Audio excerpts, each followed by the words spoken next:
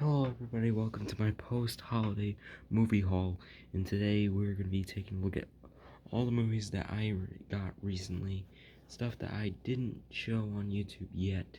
Here is my post-holiday movie haul.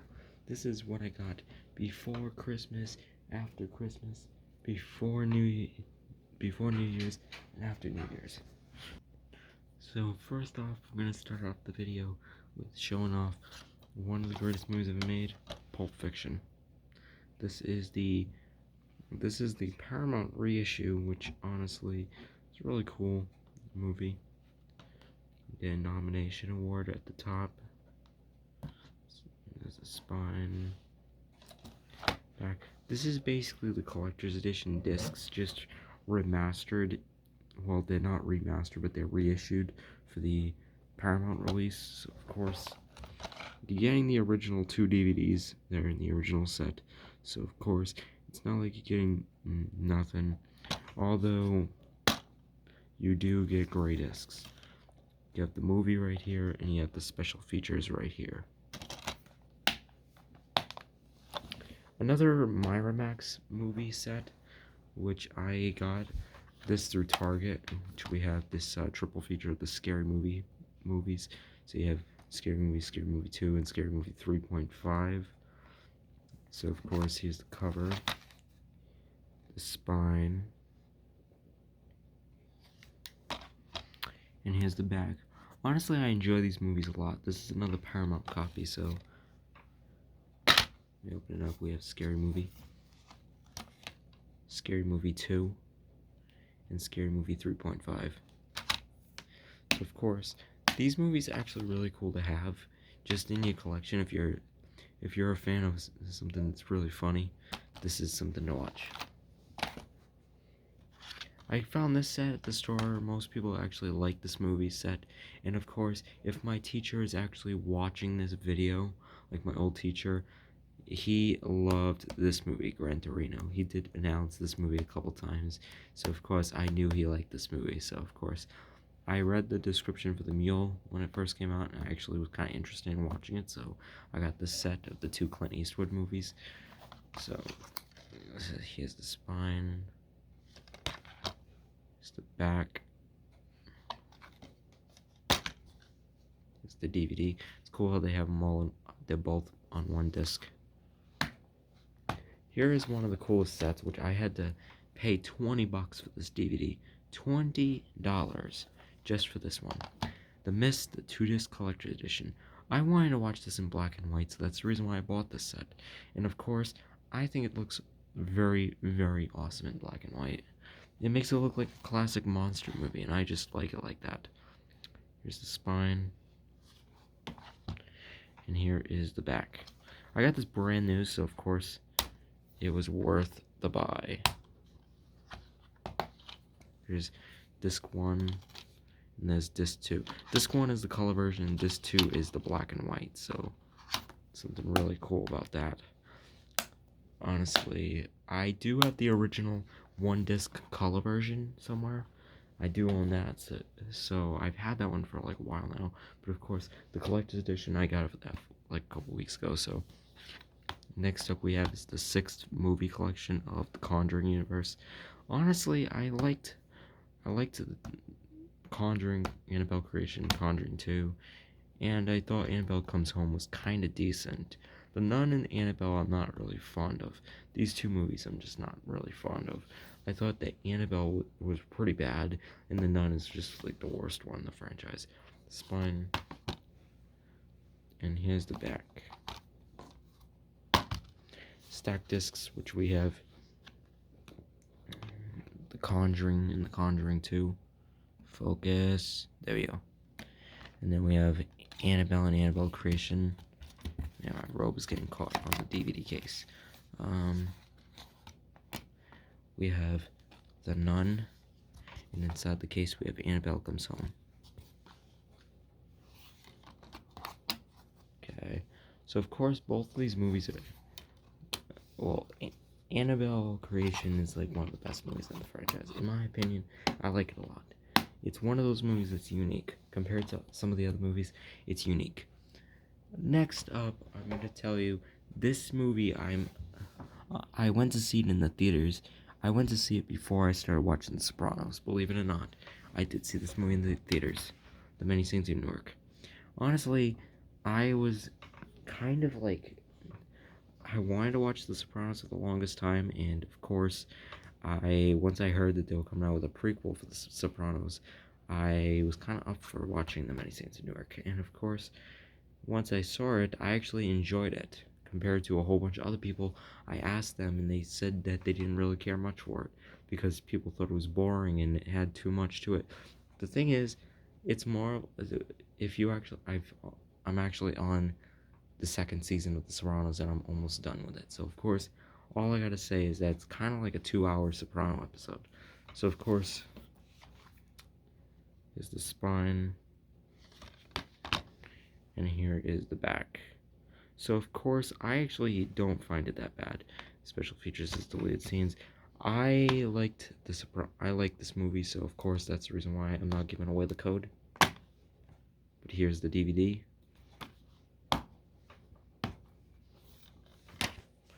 Next up, which this movie has been, it's kind of cringy and everything, but it's still one movie in my childhood.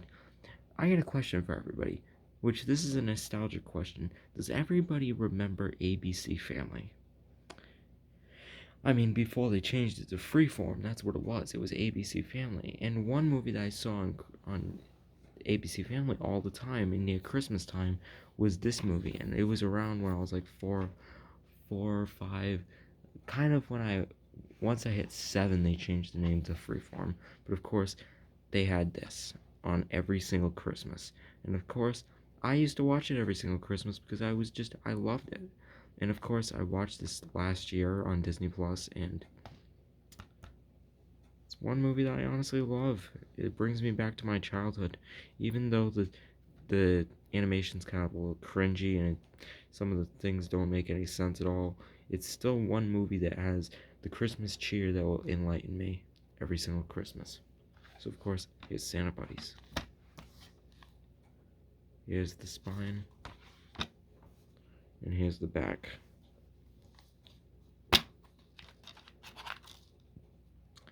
Here's the DVD.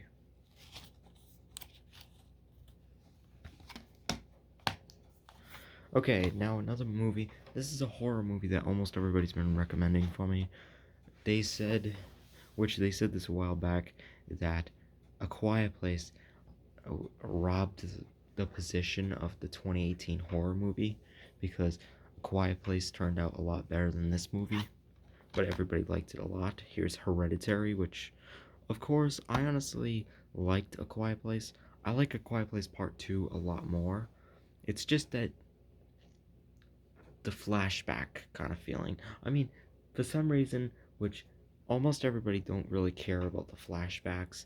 Like, when you're talking about just normal flashbacks, like, let's just say the SpongeBob episode Truth or Square is filled with flashbacks. People didn't like Truth or Square because there was too many flashbacks. Reason why there was, like, that one episode of, well, it might have not been an episode, but it was that movie, the Quiet Place Part 2. When they had the beginning of the movie, they had the flashback scene at the beginning where it was actually explaining how the monsters got there. That is how you make. That's how you make a flashback scene. That's how you make one. Is actually making a scene that makes people interested, and a scene that starts out with freaking action right from the beginning. And of course, the movie is not even that long, which is one of the best parts about it, is that you don't have to sit there for nearly 3 hours watching a movie that is just it follows the whole entire journey. Honestly, if they made a movie that had both A Quiet Place Part 2, and possibly the upcoming Quiet Place Part 3, if they had a whole entire program just putting all three of them together, people would be bored out of their freaking minds. And of course, I would have to agree that I like it the way that it is. Just an hour and a half each. Each movie is an hour and a half. I like how they do that. It's just something that I like about this. So of course, here's Hereditary, the movie that was of 2018 that everybody count it as their number 2 favorite. So yeah, here's the back, which of course this is a 2-hour movie, and I haven't watched it yet. Here's the DVD of Hereditary. And now let's get to a biopic from 2018. Top it off, another 2018 movie. This movie, everybody raved about this movie, and I saw like a couple scenes here and there from this movie, and of course people liked it a lot because it was based upon the true story. Here is Bohemian Rhapsody, possibly one of the most reliable biopics. Honestly, everybody is raving about this movie. I still haven't seen it, by the way, so don't even spoil this movie for me. I know some of the things that happen in the movie, just don't spoil most of them, alright? Here's the DVDs with some really, really cool looking artwork with the record on the disc. Really nice. Another thing which I got at the same time as Bohemian Rhapsody, I got this set. This Christmas Classics collection. This is old copies of movies. This was way before Home Alone got reissued, and if I'm not mistaken, it's way before Jingle All the Way got reissued. Did Jingle All the Way get reissued? I don't know. But if it did, it's way before any of these movies got reissued. They actually had this release, which this is actually a really cool release, in my opinion. Here's the spine, the back. I know this was way before Home Alone got reissued because when you look at the case artworks,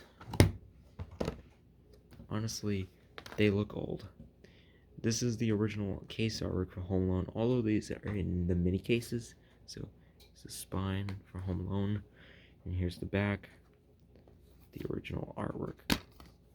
Well, this isn't the original artwork because the original DVD didn't have any artwork, but these are 2006 versions of each movie.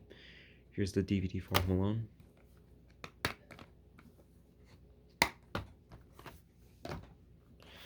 Here we have A Christmas Carol from the 1980s.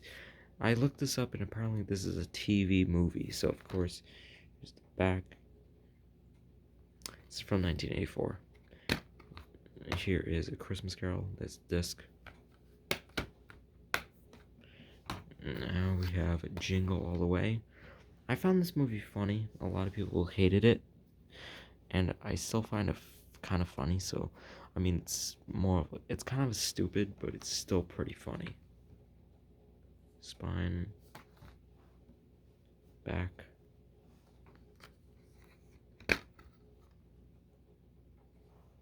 Is the DVD. The first side, well, side A is the full screen version, and side B is the widescreen, so.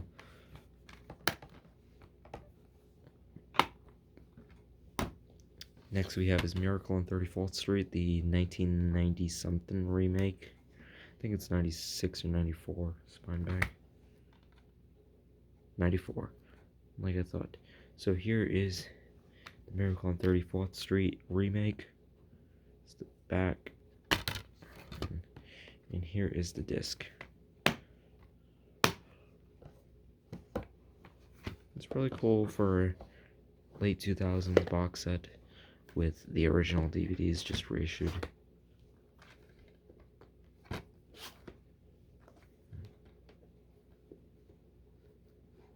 It was a really cool box set, honestly. Next we have is this set, which I used to have a box set that was like a collectible set that is now, I'm pretty sure, like $50 on eBay, and I just feel bad because I'm pretty sure the disc got ruined and the case got damaged. It got so much wear on the original case, but here is the original Christmas Specials Collection, Deluxe Edition. It's the spine, the back. This is a really cool set in my opinion. You have Rudolph, Frosty, Santa Claus, Little Drummer Boy, and Cricket on the Hearth right there. I'm pretty sure they released Rudolph, Frosty, and Santa Claus individually, but the Cricket on the Hearth and Little Drummer Boy, pretty sure those are exclusive to the set. So if you're getting the movies like separately, I suggest you get this set in order to watch them because you won't find them both individually. Here's Rudolph the Red-Nosed Reindeer. Here's the Frosty the Snowman. Santa Claus is Coming to Town, and the last disc has both the Little Drummer Boy and Cricket on the Hearth.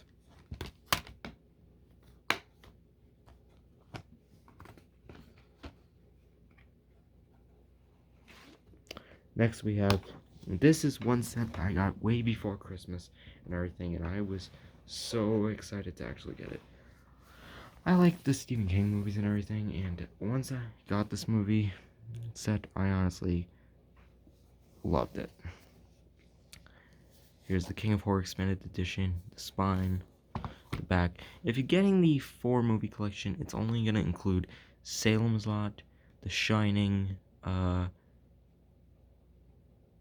was it? Pretty sure Cat's Eye and It. Yeah, Salem's Lot, The Shining, Cat's Eye and It. Those are the ones in the full movie collection, which is only available on Blu-ray.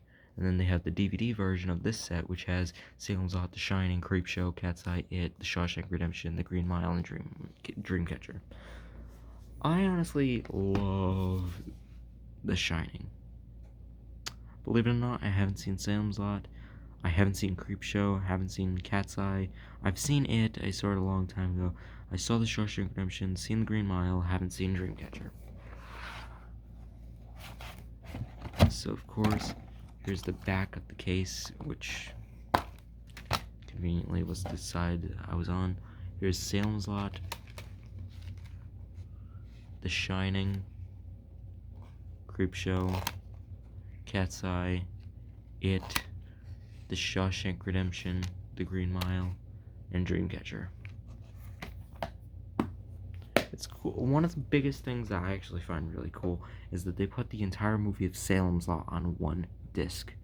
And to top it off, it has 2 sides.